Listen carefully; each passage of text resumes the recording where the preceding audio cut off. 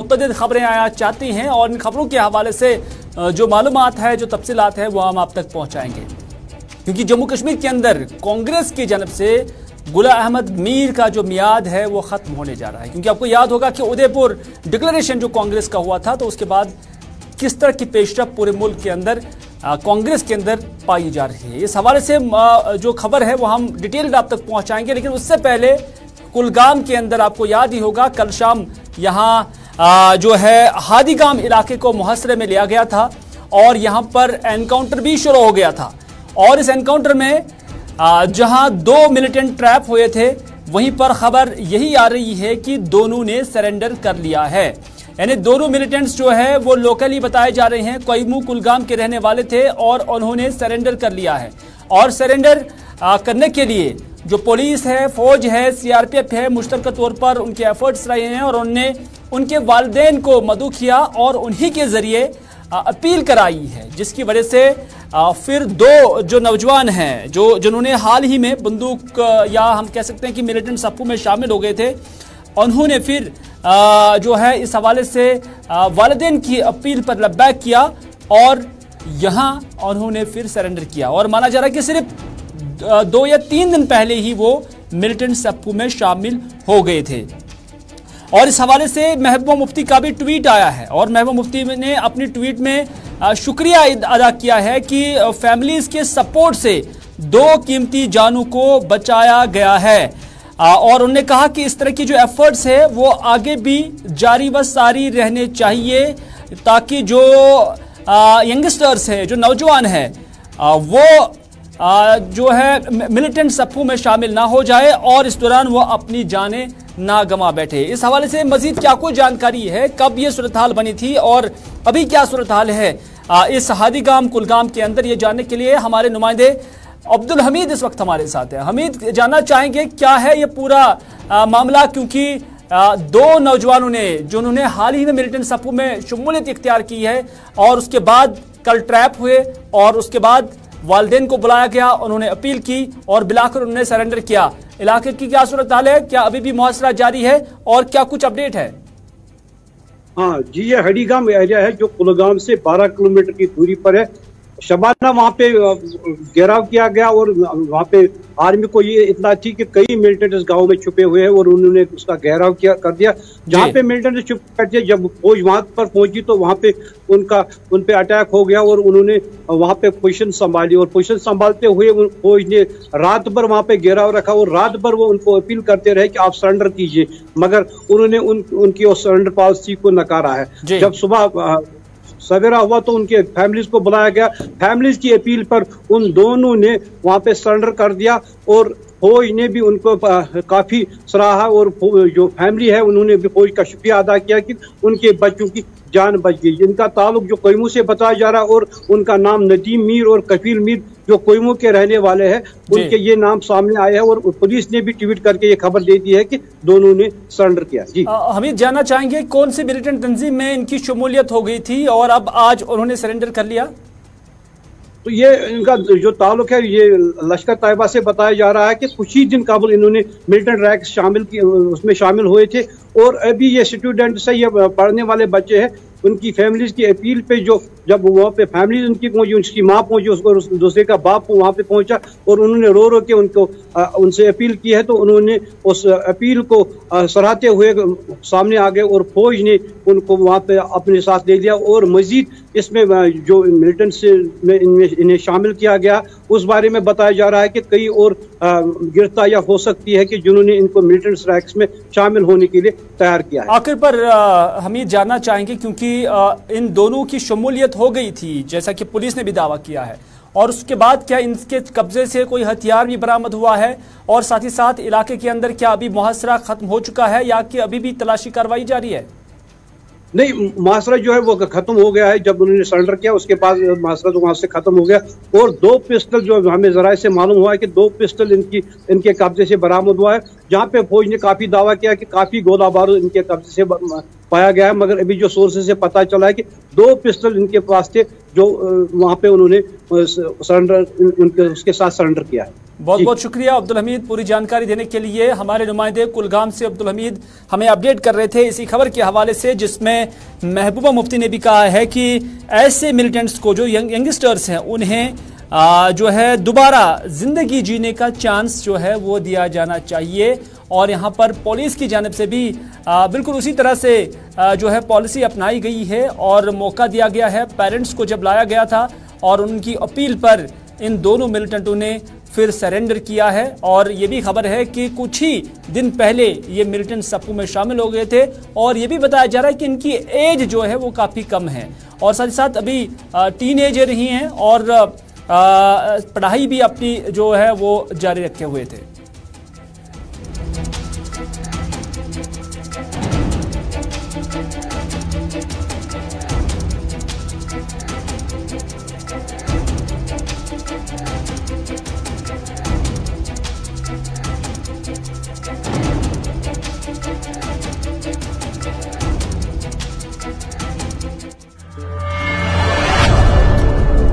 चलिए कुलगाम के बाद अब हम चलते हैं नॉर्थ कश्मीर के पटन इलाके में, क्योंकि पटन इलाके में आज सुबह ही जब पेट्रोलिंग पार्टी आरोपी जो यहां पर से जा रही थी तो यहां पटन में श्रीनगर बारामूला कौमी शाहरा पर मुश्तबा शाही पाई गई और माना जा रहा है कि ये मुश्तबा शाही जेर जमीन थी और जो आरोपी पार्टी थी उन्होंने चेकिंग के दौरान यहां कुछ डिटेक्ट किया और उन्हें लगा कि कुछ मुश्तबा शाही यहां पर है, जिसके नतीजे में यहां बाद में बम डिस्पोजल स्क्वाड को तलब किया गया और इस दौरान पुलिस की मौजूदगी में बम डिस्पोजल स्क्वाड ने इस जो मुश्तबा शाही था जेर जमीन जो थी उससे नाकारा बना दिया और इस दौरान तकरीबन 3 घंटे तक दोनों अतराफ से ट्रैफिक की आवाजाही यहां मुतासिर रही, क्योंकि ये शाहरा है, कौमी शाहरा है और इस दौरान इस शाहरा पर आप खुद भी अंदाजा कर सकते हैं कि कितना ये जेर जमीन था, कितना गहरा था। और उसके बाद यहाँ पर पुलिस, सीआरपीएफ और एसओजी के साथ साथ जो बीडीएस की टीम थी वो यहाँ पर आई और उन्होंने इस सारी सूरत हाल को देखा और जेर जमीन इस शाही को, मुश्तबा शाही को यहाँ नाकारा बना दिया। पट्टन से हमारे नुमाइंदे राही निसार इस वक्त हमारे साथ है। राही, चूंकि आरोपी ने इसे डिटेक्ट किया था और इस वक्त की क्या सूरत हाल है, क्या इसमें कोई पेशरफ मजीद है?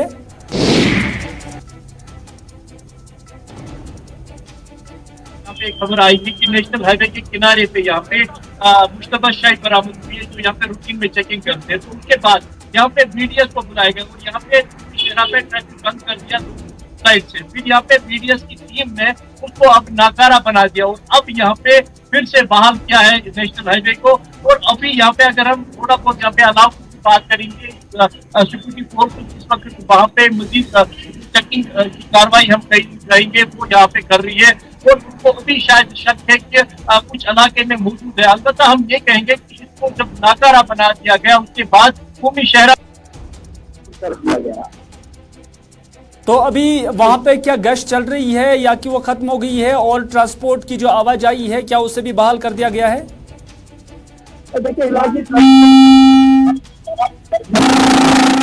होगा कि अभी सिक्योरिटी फोर्स यहाँ पे गाड़ियों की सर्च ऑपरेशन के साथ साथ जो वो इलाका वहाँ पे है अभी वहाँ पे ऐसे ही टाइट रखा गया है, क्योंकि बस हम ये कहेंगे कि ये वो कौमी शहर है जहाँ पे दिन भर प्राणवायु का यहाँ पे जो गुजर होता है वो इसी शहरा से होता है और ये बिल्कुल उस पार्ट पे लगाई गई थी जो हम ये कहेंगे कि नेशनल हाईवे के बिल्कुल किनारे पे इसको जमीन के नीचे रखा गया था। और अगर इसको अब यहाँ पे कर दिया गया है पर शायद सर्विस में है कि जिन्होंने ये यहाँ पे नस्ब की गई थी शायद इस इलाके में अभी है, तो यहाँ पे हम ये कहेंगे कि इलाके को अपने मास्टर में ऐसे ही रखा है। चले, बहुत बहुत शुक्रिया राही निसार जानकारी देने के लिए। राही निसार हमें पटन से अपडेट कर रहे थे और इस हवाले से अब इलाके के अंदर जो सूरत हाल है उस हवाले से आपको भी जानकारी फराहम कर रहे थे।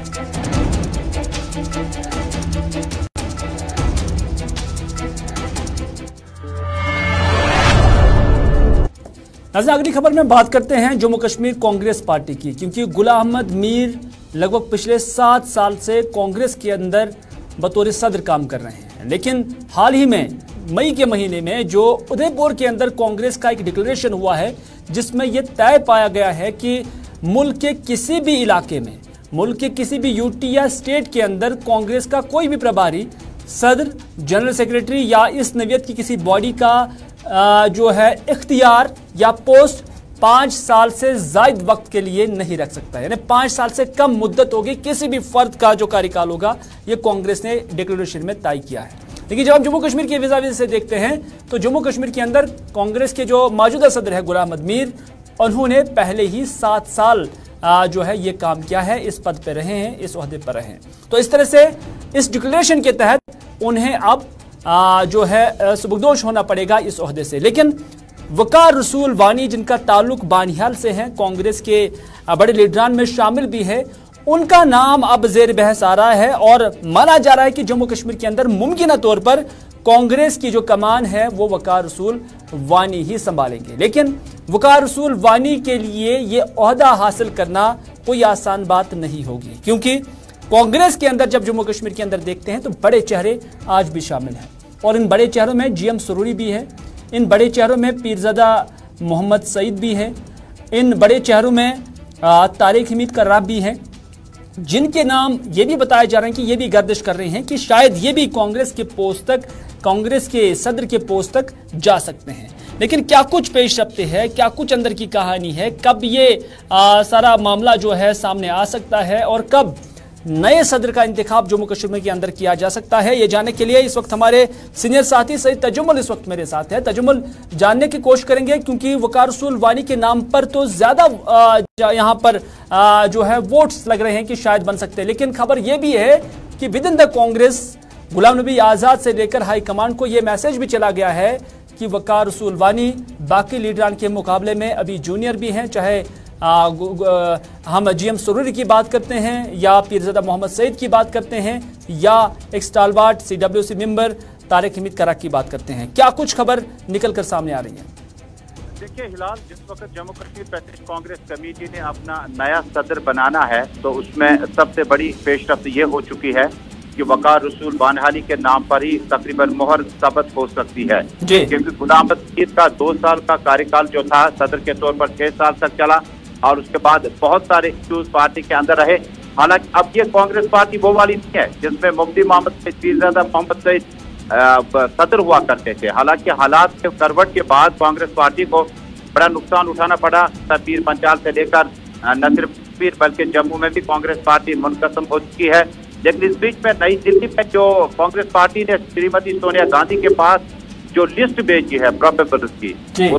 कहीं GM सरूरी का नाम दिया जाता है। काबीना वजीर रह चुके हैं, लगातार इंदरवाल कॉन्स्टिट्यूंसी से कांग्रेस पार्टी के मुश्किल भरे माहौल में कामयाबी हासिल करते रहे। पार्टी इंटर्न तारिक हमीद कर्राब आते आते राहुल गांधी के बड़े नजदीक माने जाते हैं। हालिया दिनों पर जो अग्निपथ के खिलाफ एहतजाज था कांग्रेस पार्टी का, उसमें वो सुरजीवाला और सीनियर लीडरान के साथ साथ नई दिल्ली में एहतजाज पे रहे और उसके बाद कश्मीर आते आते जम्मू कश्मीर से वकार रसूल बानहाली का नाम उभर गया, क्योंकि वकार रसूल बानहाली जो है गुलाम नबी आजाद के करीब साथियों में शुमार किए जाते हैं। और एक वक्त में जब गुलाम नबी आजाद को जम्मू कश्मीर में जब CWC की मीटिंग हुई, जब राजस्थान में एक रेजोल्यूशन पास किया गया, उसमें सहमति बनी है कि गुलाम नबी आजाद को ही जम्मू कश्मीर हवाले किया जाए ताकि जो गुटबाजी है, ग्रुप बंदी है, उसको खत्म किया जाए। लेकिन ये ओहदा चूंकि गुलाम नबी आजाद के कद से बहुत कम है और जो मौजूदा वक्त में इस वक्त कांग्रेस की पोजीशन पूरे मुल्क में है, तो गुलाम नबी आजाद की जो सबसे बड़ी पसंद है वो वकार रसूल ही हो सकते हैं, क्योंकि उनका ताल्लुक जो है वो बानिहाल से है। रामबन, चनानी, उधमपुर, जम्मू और उसके बाद चनाब, उसके बाद पीर पंचाल और कश्मीर में भी उसके अच्छे खासे फॉलोवर हैं। लेकिन कांग्रेस के अंदर अब सबसे बड़ी बात यह कि जूनियर और सीनियर कॉम्बिनेशन को लेकर कांग्रेस पार्टी किस तरह से आगे बढ़ सकती है, क्योंकि रविंद्र रैना भारतीय जनता पार्टी के जूनियर मोस्ट मेंबर होने के बावजूद इस वक्त भारतीय जनता पार्टी के सदर हैं। जैसा कांग्रेस पार्टी चाहती है कि युवा में से कोई सदर बने, भले ही उसका तजुर्बा कम हो, लेकिन उस पर एतमाद करके जम्मू कश्मीर में कांग्रेस पार्टी को कंबाइन करने की कोशिश की जा सकती है। पीरज़ादा मोहम्मद सईद को हंगामी दौरे पर नई दिल्ली कल ही तलब किया गया, जहां पर उनकी कांग्रेस के सीनियर लीडरान सुरजीवाला, वेणुगोपाल राव, मल्लिकार्जुन खड़गे और सीनियर लीडरान के साथ मुलाकातों का सिलसिला भी चला, जो कि उनकी सेहत और उनका जो तजुर्बा है, और वो चूंकि PCC प्रेसिडेंट रह चुके हैं, JKPCC प्रेसिडेंट रह चुके हैं, लिहाजा सहमति अब ये बन रही है 2 नामों पर। या तो पीरज़ादा मोहम्मद सईद दोबारा इस पोजीशन के लिए खड़ा किया जाए ताकि वो कांग्रेस पार्टी को इकट्ठा करने में अपना रोल अदा करे। लेकिन तकरीबन 60-40 के परसेंटेज से इस वक्त कांग्रेस पार्टी जो अपना रोल बना चुकी है, सहमति बना चुकी है, उसमें वकार रसूल ही सबसे आगे हैं। रसूल ही सबसे आगे है। लेकिन तजुर्बा ये भी खबर आ रही है कि कांग्रेस के अंदर चूंकि हर वक्त हमने देखा कि एक और गुट जो है वो रहता है जो बिल्कुल मौजूदा गुट के बिल्कुल मुखालिफ रहे हैं। लेकिन यहाँ पर भी माना जा रहा है कि वकार रसूल के खिलाफ जब उसका नाम तजवीज़ किया गया है या फॉरवर्ड किया गया है तो एक ग्रुप ऐसा भी है जो उनके खिलाफ चला जा रहा है, जिनका मानना है कि वकार रसूल वानी की जो सीनियरिटी है वो दीगर लीडरान के मुकाबले में बहुत कम है। तो इस वजह से वो क्विट भी कर सकते हैं अगर वकार रसूल वानी को यहाँ पर सदर बनाया गया है। कांग्रेस पार्टी चूंकि कौमी पार्टी है और इसका दायरा जो है 10 जनपद से शुरू होता है, और उसके बाद जो उदयपुर में रेजोल्यूशन लाया गया, कांग्रेस पार्टी ने कोशिश की कि जम्मू कश्मीर में, हालांकि एक ग्रुप ऐसा भी था जो गुलाम अहमद मीर के बड़े करीब था, एक ग्रुप ऐसा भी था जो चाहता था कि गुलाम अहमद मीर का जो कार्यकाल है वो पूरा हो चुका है, अब नया प्रेसिडेंट बनाना बड़ा नागुज़ीर बन चुका है। मौजूदा वक्त में अब से कुछ देर पहले कुछ कांग्रेस के लीडरान हैं जिनका रेजोल्यूशन और जिनका डिस्कशन ये है कि senior most politician Congress party के जो रहे हों, जिन्हें काबीना का भी तजुर्बा हो, बाकी चीज़ों का भी तजुर्बा हो, उन्हें मौका दिया जाए, क्योंकि जम्मू कश्मीर एक हसास रियासत है, यहाँ पर तजुर्बा भी चाहिए और एक नाम भी चाहिए जिससे कांग्रेस पार्टी को आगे बढ़ाने में मदद मिलेगी। क्योंकि मैंने पहले भी कहा कि जब भारतीय जनता पार्टी मुल्क की इस वक्त की सबसे बड़ी पार्टी जो मानी जाती है, उसमें रविंदर रैना जो है वो वकार रसूल के बैच का ही है। लिहाजा ये भी एक कंसेंसस बनाने की कोशिश की जाती है कि जिस कांग्रेस लीडर ने असेंबली में तकरीबन 5 से 6 साल दिए हों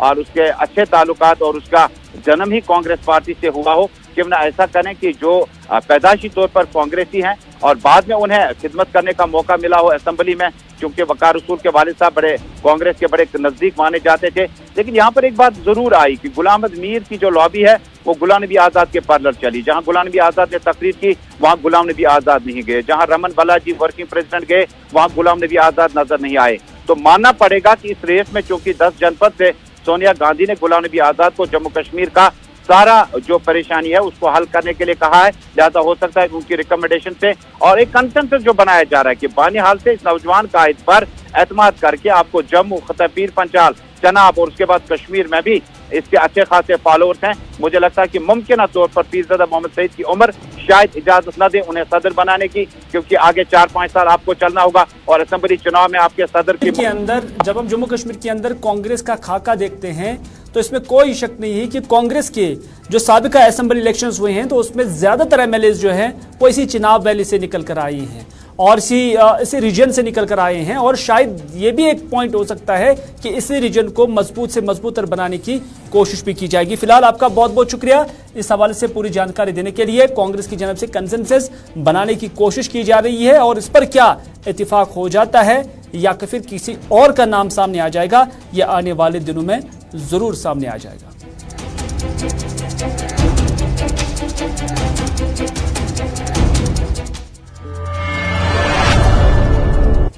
नाज़रीन, आपको याद ही होगा कि हाल ही में महकमा तालीम की जानब से कश्मीर सूबे के अंदर गरमाई तातीलात का ऐलान किया गया। 4 तारीख से गालिबन, अगर मेरी यादाश्त सही है तो 4 तारीख से ये छुट्टियां कश्मीर के अंदर स्कूल्स के अंदर मनाई जा रही हैं। लेकिन यहाँ ऐसी सूरत हाल है कि यहाँ अव्वल दर्जे का जो बच्चा है वो घर में बैठा हुआ है, लेकिन जो प्रिपरेटरी स्कूल्स हैं वो चल रहे हैं। अगर गर्मी है और अगर इस गर्मी के नतीजे में अव्वल से लेकर 8वीं दर्जे के बच्चे के लिए ये गर्मी जो है बेहतर नहीं हो सकती है, ये मुज़र साबित हो सकती है, तो क्या ये प्रिपरेटरी स्कूल के अंदर पढ़ने वाले बच्चों के लिए मुज़र साबित नहीं हो सकती है, डेंजरस साबित नहीं हो सकती है? अगर हो सकती है तो फिर सरकार के नाक तले ये प्रिपरेटरी स्कूल्स कैसे चल रहे हैं? हमें यकीन है और हम ये जानते भी हैं कि ये प्रिपरेटरी स्कूल्स जो है अभी किसी दायरे में या कोई नोडल एजेंसी इनकी नहीं है और इनको कोई देखने वाला नहीं है, और इस वजह से क्या सरकार का कोई जवाब नहीं बनता है कि वो इनके हवाले से भी कोई हुक्मनामा जारी करे कि क्या उन्हें जाना है नहीं जाना है, या अगर इन प्रिपरेटरी स्कूल्स के अंदर इस गर्मी की शिद्दत की गर्मी के नतीजे में कोई खुदा ना खास्ता कोई हादसा पेश आ जाता है तो उसके लिए जिम्मेदार कौन होगा? ये एक सवाल है जो एक आम नागरिक, एक आम शहरी हमारी सरकार से पूछ रहा है। इरफान फाजिल इस वक्त हमारे साथ जुड़े हैं। इरफान, आपसे भी जानने की कोशिश करेंगे, क्या इस हवाले से कोई पेशरफ्त हुई है सरकार की नोटिस में? क्या किसी ने ये लाया है, या सरकार की जानिब से ओझल क्यों बन रही है सरकार भी कि इसकी तरफ कोई ध्यान नहीं दिया जा रहा है? छोटे छोटे बच्चे, प्रिपरेटरी स्कूल्स के बच्चे स्कूल जाते हैं, जबकि उनसे बड़े जो बच्चे हैं उनके लिए छुट्टियों का इंतजाम रखा गया है। ये इक्वेशन और ये सिचुएशन कुछ समझ में नहीं आ रही है।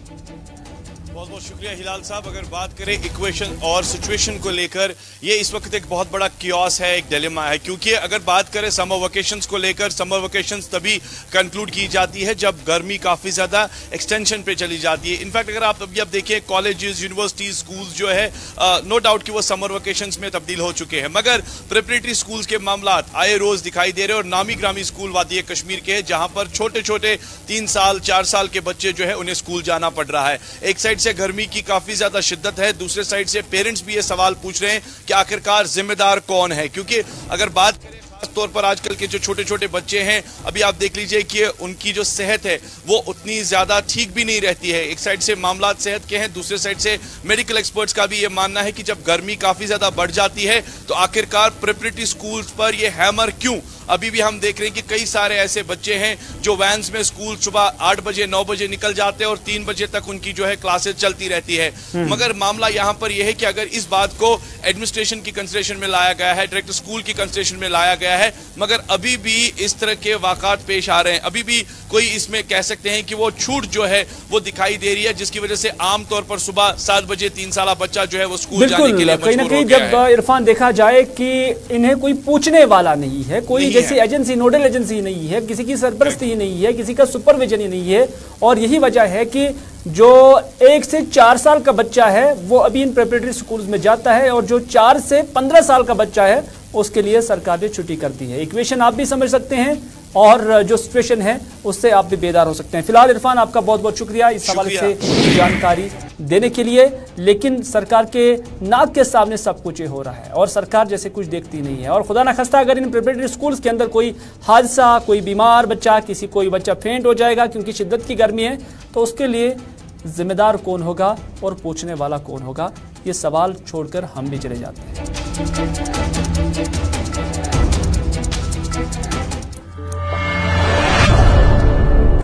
तो नाज़रीन, था अभी तक का उर्दू खबरनामा। इसी के साथ दीजिए अपने मेज़बान मीर हिलाल हाजिरी को यह उर्दू खबरनामा यहीं पर इख्तिताम करने की इजाज़त, इस बात के साथ कि अगर ज़िंदगी रही तो आपसे